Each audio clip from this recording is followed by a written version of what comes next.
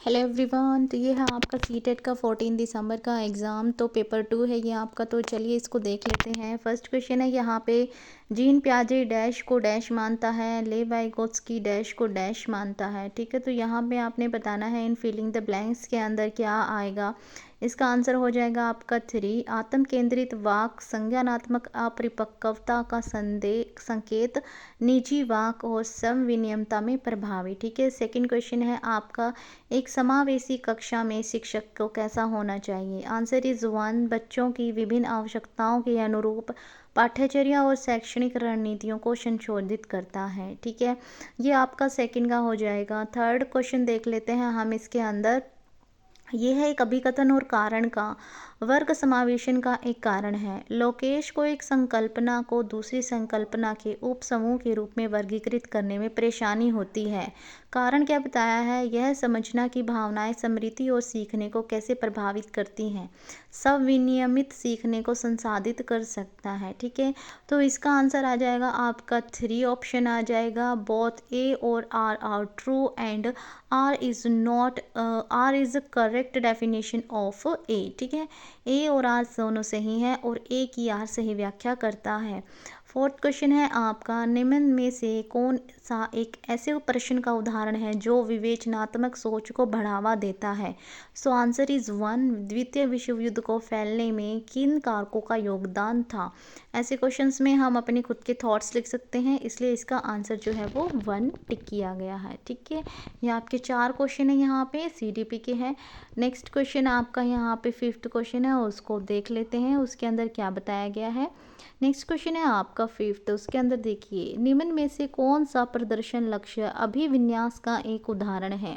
So answer is 4, एक छात्र अच्छा ग्रेड पाने और दूसरों से बेहतर होने के लिए कड़ी मेहनत करता है। 6th क्वेश्चन फिर से वही असर्शन और रीजन का है। एक समावेशी कक्षा में सभी पाठ्यचर्या अनुकूलन के शैक्षिक मानकों को विशेष बच्चों के लिए निम्न स्तर करने के लिए निर्देशित किया जाता है। सेकंड कारण क्या है इसका, विशेष बच्चों की मुख्य धारा की कक्षा में सीखने की कोई संभावना नहीं है। तो यहाँ पे आपका जो आंसर है वो 2 हो जाएगा। ए और आर दोनों गलत हैं। 7th क्वेश्चन आपका हार्वर्ड गार्डनर से है। हार्वर्ड गार्डनर के बहुपुत्ती सिद्धांत का प्रस्ताव है कि बुद्धि समय के साथ बदलती है, intelligence change over time. So answer is 3rd। Next question है आपका, भाषा और सोच प्रक्रिया के बीच संबंध का प्रस्ताव रखते हुए ले वाइगोत्स्की ने निम्नलिखित में से किस रूप में भाषा को अवधारणाबद्ध किया है। आंसर इज 3, भाषा एक सांस्कृतिक उपकरण है जो संज्ञान को कई तरीके से सुगम बनाती है। नेक्स्ट क्वेश्चन इज 9th, विकास के डैश आयाम के तहत भावनाओं, आत्मधारणा तथा परिवारों, साथियों और दोस्तों के साथ पारस्परिक संबंधों में परिवर्तन का अध्ययन किया जाता है। आंसर इज 2, साइकोसोशल यानी कि मनोसामाजिक। ठीक है, नेक्स्ट क्वेश्चन इज 10th, अभिकथन क्या है यहाँ पे, भय और तनाव का वातावरण बनाना छात्रों को सचेत और हरदम तैयार रखता है और सार्थक सीखने को सुसाधित करता है। ठीक है, कारण क्या है इसका, अधिगम केवल बाहरी कारकों द्वारा निर्धारित होता नियंत्रण होता है। तो इसका आंसर हो जाएगा आपका ए और बी दोनों गलत हैं। ठीक है, नेक्स्ट क्वेश्चन है आपका, एक शिक्षिका छात्रों को उनके पूर्व ज्ञान को नई संकल्पनाओं से जोड़ने के अवसर प्रदान करके अपनी कक्षा में सार्थक सीखने व विवेचनात्मक सोच को सक्षम बनाना चाहती हैं। निम्नलिखित में से कौन सी शिक्षण रणनीति सबसे प्रभावी होगी। आंसर इज 1, छात्रों से नई सामग्री से संबंधित अपने स्वयं के अनुभव साझा करने के लिए कहना और उन्हें फिर से दोहराना। ठीक है, नेक्स्ट क्वेश्चन इज 10th के अंदर है, 10 साल की काकुली गणित के एक कठिन सवाल से जूझ रही है, उसके समस्या समाधान कौशल को बढ़ाने के लिए उसकी कोशिश शिक्षिका क्या कर सकती है। कोशिश करते रहने के लिए उसे प्रोत्साहित करें और ज़रूरत पड़ने पर आमलंबन प्रदान करें, यानी कि स्कैफोल्डिंग करें उसको उसका गोल अचीव करने में। 13 क्वेश्चन का आंसर क्वेश्चन देख लेते हैं। फिजा ने विश्लेषण किया कि उसे विषय जेड सीखने की तुलना में विषय एक्स सीखने में अधिक समस्याएं हैं क्योंकि वह विषय जेड में रुचि रखती है और उस पर ध्यान केंद्रित कर रही है। निम्नलिखित में से कौन सी संरचना फिजा की सोच का विश्लेषण करने की क्षमता का वर्णन करता है। आंसर इज 3, अधिक संज्ञान यानी कि मेटाकोग्निशन। ठीक है ना, नेक्स्ट क्वेश्चन है आपका 14th, अधिगम के सार्वभौमिक अभिकल्प में क्या शामिल नहीं है? आंसर इज टू, शिक्षार्थियों के नामीकरण और वर्गीकरण के विभिन्न रूपों को लागू करना। नेक्स्ट क्वेश्चन इज 15th में देख लेते हैं। हालांकि अंतर समूह व्यक्तिगत विभिन्नताओं की संभावना मौजूद है, फिर भी सबलीनता वाले अधिकांश विद्यार्थी कैसे होते हैं भाई? आंसर इज 1, दिनचर्या या चरणों का सख्ती से पालन करते हैं। नेक्स्ट क्वेश्चन, निम्नलिखित में से किस विधि में शिक्षक और विद्यार्थी अपनी भूमिकाओं का विनियम करते हैं? ठीक है, इंटरचेंज। सेकंड इसका आंसर आ जाएगा पारस्परिक अध्ययन। ठीक है। 17th क्वेश्चन है, निम्नलिखित में से कौन सा कथन नैदानिक आकलन के उद्देश्य का उपयुक्त वर्णन करता है, जिसमें डायग्नोस किया जाता है? आंसर इज टू, उन क्षेत्रों की पहचान करना जहां विद्यार्थियों को अतिरिक्त सहायता या निर्देश की आवश्यकता हो सकती है। ठीक है, ये आपके 17 क्वेश्चन हो गए यहाँ पे। नेक्स्ट क्वेश्चन देखते हैं हम। 18th क्वेश्चन वो भी असर्शन और रीज़न का है। तो इसके अंदर है, 12 साल की अमाना हर बार डर जाती है जब शिक्षिका उसे ब्लैक बोर्ड पर गणित की समस्या का जवाब देने या हल करने के लिए कहती है, क्योंकि उसे डर है कि शिक्षिका उसे डांटेगी और वह शर्मिंदा होगी। कारण क्या है इसका? जब छात्र असुरक्षित और चिंतित महसूस करते हैं तो उनकी शिक्षा पर प्रतिकूल प्रभाव पड़ता है। बिल्कुल दोनों ही सही हैं और ए जो है वो आर की सही व्याख्या करता है। यहाँ पे आंसर आपका हो जाएगा 3 ऑप्शन यहाँ पे आपका करेक्ट हो जाएगा। ठीक है, नेक्स्ट क्वेश्चन हम देख लेते हैं यहाँ पे। नेक्स्ट क्वेश्चन है 19th क्वेश्चन क्या कहता है आपका?